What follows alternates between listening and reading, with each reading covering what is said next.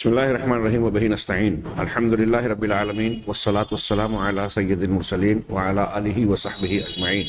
ومن تبعہم بإحسان الی یوم الدین. اعوذ باللہ من الشیطان الرجیم. بسم اللہ الرحمن الرحیم. آمن الرسول بما انزل الیہ من ربہ والمؤمنون کل آمن باللہ وملائکتہ وکتبہ ورسلہ لا نفرق بین احد من رسلہ وقالوا سمعنا واطعنا غفرانک ربنا والیک المصیر. سامعین، اسلام کے علمی اور سائنسی معجزات کے بیان میں اس بات کا تذکرہ چل رہا تھا کہ 1400 سال پہلے قرآن اور حدیث نے حفظان صحت سے متعلق، صحت کی حفاظت سے متعلق جو تعلیمات دی ہیں، آج تحقیقات کی روشنی میں اس کے فوائد اور انسان کے لیے اس کا مفید ہونا کھل کھل کر سامنے آ رہا ہے.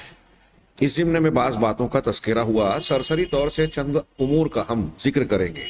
سرسری طور سے اس لیے کہہ رہا ہوں کہ جن چیزوں کا ذکر ہونے جا رہا ہے یہ روزمرہ کے اسلامی آداب اور احکامات سے متعلق ہے، اور ان سے متعلق بہت ساری تفصیلات، فوائد، مصلحتیں اخبارات، جرائد، خطابات میں بیان ہوتے رہتی ہیں. اس لیے سرسری طور سے ذکر کیا جائے، اور بعض لوگوں نے تو اس پر باقاعدہ کتابیں لکھی. مثال کے طور پہ جو پہلی چیز جس کا ہم تذکرہ کرنے جا رہے ہیں، وضو اور اس کا فائدہ، اس بارے میں لوگوں نے بڑی تحقیقات کی. خود ہمارے شہر مالیگاؤں کی ایک شخصیت ڈاکٹر پیر محمد رحمانی کچھ سالوں پیشتر اس دنیا سے گزر گئے. اپنے فن کے بڑے ماہر تھے، کئی فنون اور کئی نئی نئی تحقیقات کا گویا تجربہ رکھتے تھے. بین الاقوامی سیمینارز، میڈیکل پروگراموں میں ان کو مدعو کیا جاتا تھا. ان کی متعدد کتابیں ہیں، جس میں سے ایک کتاب وضو سے متعلق ہے. ایک کتابچہ ہے، لیکن اس میں وضو کے فوائد اور اس سے متعلق انسان پر ہونے والے اثرات کو بہت پیارے اور اچھے انداز میں بیان کیا ہے. ہم یہاں وضو سے متعلق سرسری سا تذکرہ کریں گے. وضو ایک ایسی چیز ہے طہارت کی جسے اسلام نے ہر مسلمان پر نماز سے پہلے یا نماز کے لیے ضروری قرار دیا. چنانچہ اللہ تبارک و تعالیٰ نے ارشاد فرمایا، اعوذ باللہ من الشیطان الرجیم، یا ایھا الذین آمنوا اذا قمتم الی الصلاۃ فاغسلوا وجوہکم وایدیکم الی المرافق وامسحوا برؤوسکم وارجلکم الی الکعبین. یہ قرآن کی آیت ہے، سورہ مائدہ کی آیت نمبر 6، وضو سے متعلق. اور فقہا کہتے ہیں کہ وضو کی طہارت نماز کے لیے شرط ہے. طہارت کبریٰ کے ساتھ یہ طہارت صغریٰ کہلاتی ہے. کہا کہ اے ایمان والو، جب تم نماز کے لیے چلو، نماز کے لیے اٹھو، تو اپنے چہروں کو دھو لو. فاغسلوا وجوہکم، اپنے چہروں کو دھو لو. وایدیکم الی المرافق، اور اپنے ہاتھوں کو کوہنیوں تک، اپنے ہاتھوں کو کوہنیوں سمیت. وامسحوا برؤوسکم، اور اپنے سروں کا مسح کرو، اپنے سروں کا مسح کرو. وارجلکم، اور اپنے پیروں کو بھی دھو. یہ ارجلکم کو، لام کو فتحہ جب پڑھ رہے ہیں ہم، تو فغسلوا وجوہکم وایدیکم کے عطف کے ضمن میں یہ آئے گا، یعنی اغسلوا کے تحت آئے گا. عطف کا تعلق اس سے ہوگا کہ چہروں کو دھونا ہے، ہاتھ کو دھونا ہے، اور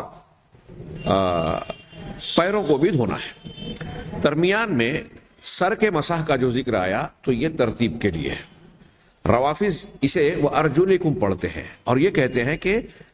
سر کا مسح کرنے کے ضمن میں اسے بیان کیا گیا تو سر کا مسح بھی کیا جائے گا اور پیر کا مسح بھی کیا جائے گا. جبکہ اہل علم، جمہور علماء کہتے ہیں کہ وہ ارجلکم پڑھنے کی صورت میں اس وقت تو معنی بنے گا جو اللہ کے نبی صلی اللہ علیہ وسلم کی وضاحت سے معلوم ہوتا ہے کہ جب آدمی موزہ پہنے ہوئے ہو، حالت وضو میں موزہ پہنے، تو مقیم کے لیے 3 دن 3 راتیں، 1 دن 1 رات، اور مسافر کے لیے 3 دن 3 راتوں کے لیے اس موزے پر مسح کرنے کی اجازت ہے. تو چہروں پر، سر پر مسح کے ساتھ جب حالت وضو میں موزہ پہنا ہوا ہوگا آدمی، اس وقت پیروں پر بھی مسح کر سکتا ہے، ہاں، موزے کی حالت میں. بصورت دیگر پیروں کو دھلنا ہے، جو نبی کریم صلی اللہ علیہ وسلم اور تمام صحابہ کرام سے بالتواتر ثابت ہے. تو اپنے پیروں کو دھو ٹخنوں تک، دونوں ٹخنوں کی ہڈیوں سمیت. یہ قرآن کی آیت ہے. آگے کہہ رہے ہیں کہ نبی صلی اللہ علیہ وسلم نے یہ وضو کے فرائض ہیں، قرآن میں جن چیزوں کا، جن اعمال کا وضو کے ذکر کیا گیا، عام طور سے اہل علم کہتے ہیں کہ یہ فرائض وضو ہیں۔ اس میں کچھ چیزوں کو اور جوڑتے ہیں کہ ان چیزوں کے ساتھ ساتھ اس میں ترتیب ہے۔ امام مالک کہتے ہیں موالات، یعنی یکے بعد دیگرے، درمیان میں جو ہے وہ لمبا فاصلہ نہیں ہونا چاہیے کہ ایک عضو کو دھونے کے بعد آدھے گھنٹے بعد دوسرا عضو دھویا جا رہا ہے۔ تو ترتیب اور موالات کو بھی لوگ ضروری قرار دیتے ہیں۔ چنانچہ آگے کہتے ہیں کہ نبی صلی اللہ علیہ وسلم نے ان وضو کے فرائض میں زیادتی کی، المضمضہ والاستنشاق کی، یعنی کلی کرنے اور ناک کو جھاڑنے کا اضافہ کیا۔ کچھ لوگ کہتے ہیں کہ یہ سنت وضو ہے، اور چہرے کا دھونا قرآن میں ذکر ہے، ہاتھ کا دھونا، چہرے کا دھونا، پیر کا دھونا، سر کا مسا، چونکہ قرآن میں ہے یہ فرض ہے اور یہ حدیث میں اس لیے سنت ہے۔ لیکن بعض علماء نے بڑا پیارا استدلال کرتے ہوئے کہا کہ جب قرآن میں اللہ تبارک و تعالیٰ نے چہرے کو دھونے کے لیے کہا تو ہم دیکھ رہے ہیں کہ جو مزمزہ چہرے کا ظاہر حصہ ہم دیکھ رہے ہیں اس کو دھلنا کہہ رہے ہیں، چہرے ہی کا حصہ منہ بھی ہے جس میں کلی کی جاتی ہے۔ اللہ کے نبی صلی اللہ علیہ وسلم نے کلی کر کے بتایا کہ چہرے کے دھونے کی تکمیل اس کے باہر کے حصے سے کھلنے والے حصے کے اس کو شامل کر کے، اسی طرح ناک بھی چہرے پر ہی ہے، اس لیے ناک میں پانی ڈال کر ناک جھاڑنا یہ بھی جو ہے چہرے کے دھونے میں شامل ہے۔ یہ بات بڑی جو ہے خوبصورت اور استدلال بڑا اچھا معلوم ہوتا ہے۔ اگر یہ بات درست مان لی جائے تو فغسلوا وجوہکم جو قرآن میں کہا گیا کہ چہروں کو دھو لو، جب نماز کے لیے اٹھو چلو تو اپنے چہروں کو دھو لو، اس اعتبار سے چہرے میں کلی کرنا، چونکہ منہ کا حصہ چہرے میں شامل ہے، ناک میں پانی ڈال کر ناک کو جھاڑنا، یہ دونوں چیزیں بھی چہرے کو دھونے کے قرآنی حکم میں شامل ہوگی، اور یہ بہتر معنی معلوم ہوتا ہے، واللہ اعلم بالصواب۔ خاص طور سے ایسی صورت میں جب ہم یہ دیکھتے ہیں کہ نبی کریم صلی اللہ علیہ وسلم اور صحابہ کرام سے کبھی ایسا ثابت نہیں ہوا کہ انہوں نے یہ کہا ہو کہ چونکہ اللہ تبارک و تعالیٰ نے قرآن مجید میں کلی اور ناک میں پانی ڈال کر جھاڑنے کا تذکرہ نہیں کیا، اس لیے وہ سنت ہے اور اس کے بغیر بھی وضو ہو جائے گا، لہٰذا وضو کرتے ہوئے انہوں نے ایسا نہ کیا ہو، یعنی کلی اور ناک میں پانی ڈالنے والا عمل نہ کیا ہو، ایسی کوئی روایت ہمارے علم میں نہیں ہے۔ اس سے پتہ چلا کہ نبی کریم صلی اللہ علیہ وسلم نے ہمیشہ وضو کیا تو کلی اور ناک میں پانی ڈالنے والا عمل بھی کیا، ان اعمال کے ساتھ میں جن کا تذکرہ قرآن میں ہے۔ پھر کہہ رہے ہیں کہ اور دونوں کانوں کا مسح کرنا، ومسح الاذنین، اسے بھی چہرے کا ایک حصہ یا سائڈ کا حصہ مانا جائے یا نہ مانا جائے، اس میں بحث کی گنجائش ہو سکتی ہے۔ اسی طریقے سے وہ تدلیق اجزاء الجسم التی یمر علیہا ماء الوضوء، اور جسم کے ان حصوں، اجزاء اور اعضاء کو رگڑنا، تدلیق کہتے ہیں، دلک مانے رگڑ، اس کا ہاتھ پھیرنا، اچھی طریقے سے صاف کرنا، تدلیق کرنا جس پر کے وضو کا پانی گزرتا ہے۔ اس تدلیق کو بعض اہل علم ضروری قرار دیتے ہیں، اور خاص طور سے غسل جنابت میں تدلیق جب ہوگی تو جو میل کچیل پسینے کے اثرات جسم پر یا ان اعضاء پر ہوں گے وہ صاف ہو جائیں گے۔ وتخلیل ما بین اصابع الیدین والرجلین، اسی طریقے سے دونوں ہاتھوں کی انگلیوں اور پیروں کی انگلیوں کے درمیان جو جوڑ کا حصہ ہے، عام طور سے اس کے درمیان ایک چھپا ہوا پن ہوتا ہے، اگر جلدی پانی وہاں پیر پر ہاتھ پر ڈالا جائے تو ممکن ہے کہ ان انگلیوں کے درمیان کے کچھ حصے پانی پہنچنے سے یا صاف ہونے سے پانی پہنچے بھی، تو چونکہ وہاں جوڑ ہوتا ہے، پسینہ اور اس کا اثر یا میل کچیل وہاں ہونے کا زیادہ امکان ہوتا ہے، اس لیے ان انگلیوں کو کے اندر خلال کرنا اچھی طریقے سے کہ پہنچ جائے پانی، پیر کی انگلیوں کے درمیان بھی اپنی انگلیاں پھیر لینا تاکہ پانی اچھی طریقے سے ہو اور صفائی ہو جائے۔ وغسل كل عضو 3 مرات، کم سے کم ایک مرتبہ ہر ایک کا دھونا تو ضروری ہے، لیکن سنت کا افضل طریقہ یہ ہے کہ ان میں سے ہر عضو کو 3 مرتبہ دھویا جائے۔ صرف سر کا مسح 1 مرتبہ ہوتا ہے، بعض علماء نے اسے بھی 3 مرتبہ کہا، مگر وہ شاذ قول ہے۔ ہر عضو کو 3 مرتبہ دھونا۔ اب یہ وضو کا عمل ہوا۔ یہ صاحب کتاب کہہ رہے ہیں کہ جب دن اور رات کے 24 گھنٹے کے دورانیے میں ایک انسان کو 5 مرتبہ لازمی طور سے نماز پڑھنا ہی ہے، اور ہر نماز کے لیے وضو شرط ہے، لازم ہے، ضروری ہے، اس کے بغیر جب شرط نہیں ہوگی تو مشروط بھی نہیں ہوگی۔ جب یہ ضروری ہے علمنا، تو ہمیں یہ بات معلوم ہو گئی کہ وضو کا عمل ہاں ہر مسلمان کے لیے 24 گھنٹے کے دورانیے میں کم سے کم 5 مرتبہ یا 3 مرتبہ یا 2 مرتبہ، اگر وہ کبھی کبھی اپنے وضو کو سنبھال کر ایک وضو سے 2 یا 3 نمازیں پڑھ رہا ہے، فرض کیجئے عصر کے ٹائم وضو کیا، اب عصر مغرب اور عشاء تینوں پڑھ لی، ہاں ایسی صورت میں فجر اور ظہر کا اور پھر عصر والا، کبھی ظہر کے وضو سے باقی 4 نمازیں پڑھ لی، ایسا کم ہو سکتا ہے، کم ہوتا ہے لیکن شاذ و نادر ہو سکتا ہے، تو عمومی طور سے 5 وقت ہر شخص کو وضو کرنا ہے، یا کم سے کم 2 یا اس سے بڑھ کر 3 مرتبہ وضو کرنا ہی ہے۔ یہ اگر اس طرح عمل کیا جائے تو پہلی بات تو یہ کہ وضو کرنے سے اعضائے وضو کے جتنے متعلقہ حصے ہیں وہ سب صاف ٹھنڈے صاف پانی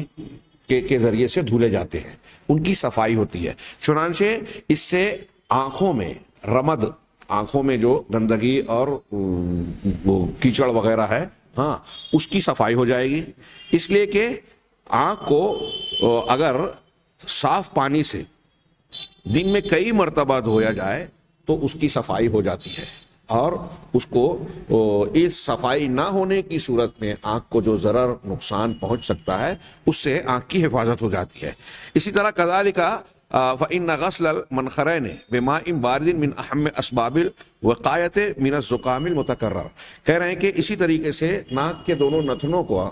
دن میں کئی مرتبہ ٹھنڈے پانی سے دھونا، اس میں پانی پہنچانا، یہ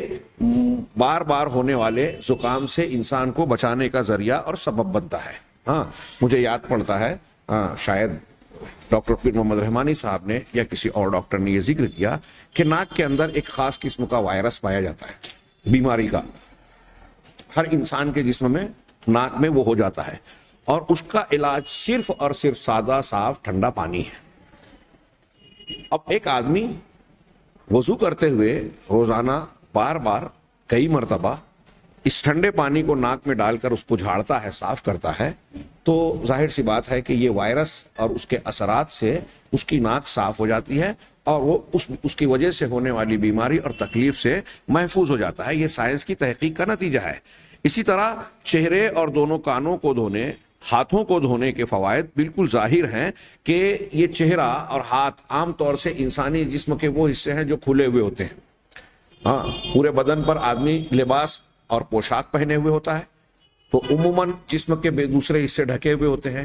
اور یہ ہاتھ اور چہرہ یہ کھلا ہوا حصہ ہوتا ہے، اور دیکھا جائے تو انسان کو پہچاننے، دیکھنے یا پہلی نظر کسی پر ڈالنے کے بعد سب سے پہلے جس چیز کو آدمی دیکھتا ہے وہ چہرہ ہی دیکھتا ہے، چہرے ہی سے متاثر ہوتا ہے، تو چہرے کی صفائی بہت ضروری ہے۔ گرد و غبار اور گندگی کے اثرات، جراثیم اور ہوا میں موجود بیکٹیریاز کے اثرات کھلے جسم کے کھلے حصے پر زیادہ ہو سکتے ہیں، لہذا ان کا کھلے ہوئے حصوں کا وضو میں بار بار دھونے کا حکم دیا گیا۔ چنانچہ کہہ رہے ہیں کہ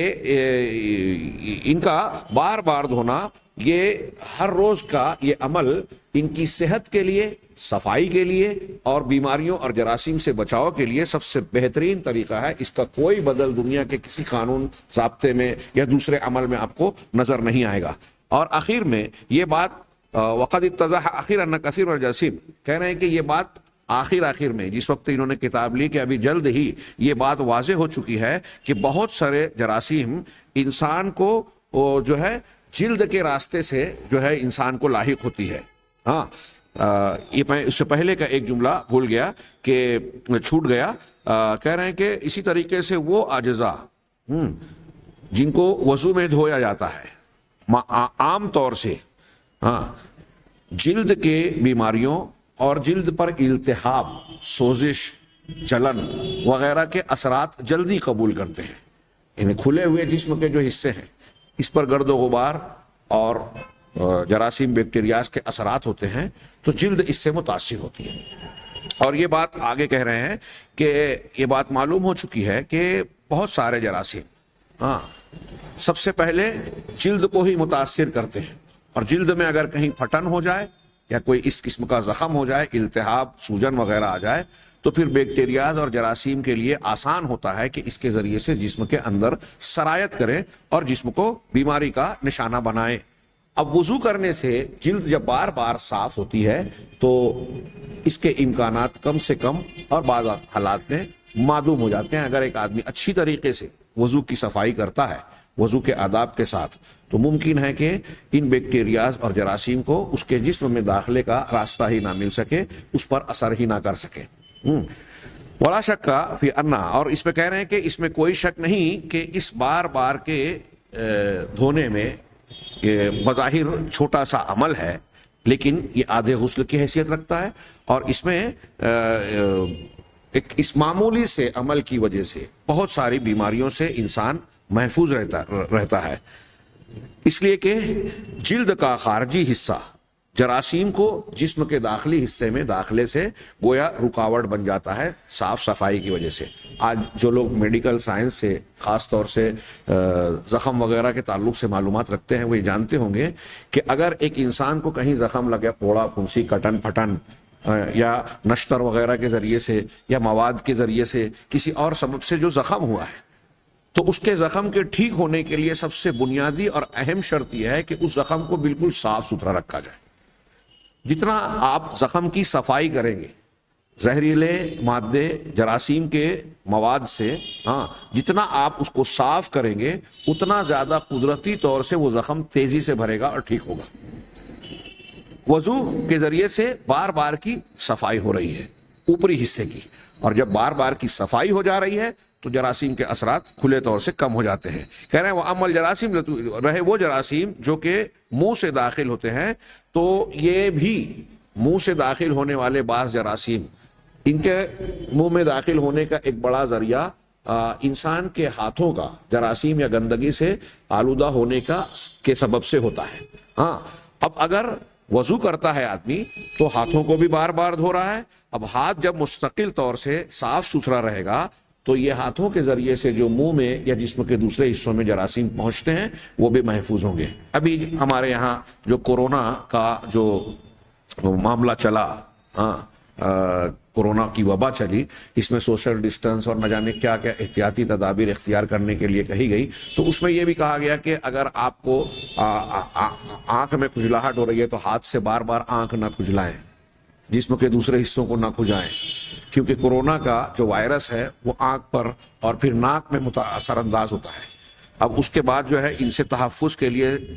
انسان کو محفوظ کرنے کے لیے سینیٹائزر کا ایک طریقہ اختیار کیا گیا، کمپنیوں نے خوب بنایا بیچا، بعد میں پتہ چل رہا ہے کہ یہ جو مصنوعی سینیٹائزرز ہیں جراثیم کش ادویات پر مشتمل، کیمیائی اجزاء پر مشتمل، اس میں نقصانات کے پہلو ہیں۔ سب سے بہترین سینیٹائزر یا تحفظ کا ذریعہ پانی ہے،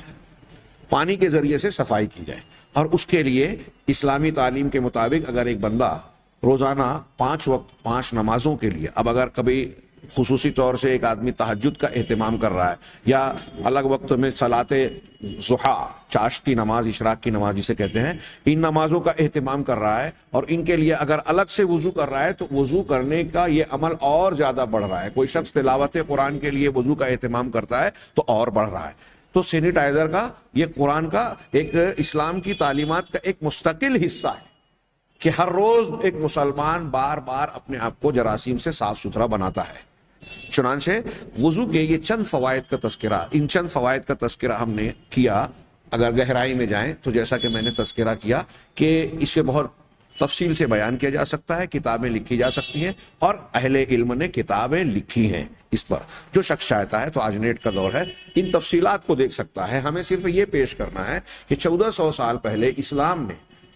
جہاں ان اعمال اور عبادات کے ذریعے سے انسان کی اخروی اور سعادت اور اجر و ثواب کا راستہ بتایا، بندے کو اللہ سے جوڑنے کا بنیادی اور اصل مقصد اسلامی تعلیمات کا یہی ہے۔ یہ تو ضمنی فوائد ہیں، یہ اسلام کی ایک خوبی بیان کی جائے کہ اسلام میں ہی یہ آپ کو خوبی نظر آئے گی کہ اس میں جو مقاصد کے طور پر جن چیزوں کو بیان کیا گیا، بتایا گیا، عبادات ہوں، معاملات ہوں، اصول و ضوابط دوسرے معاملات میں حلال و حرام کے، ان میں جو چیزیں بنیاد کی طور پر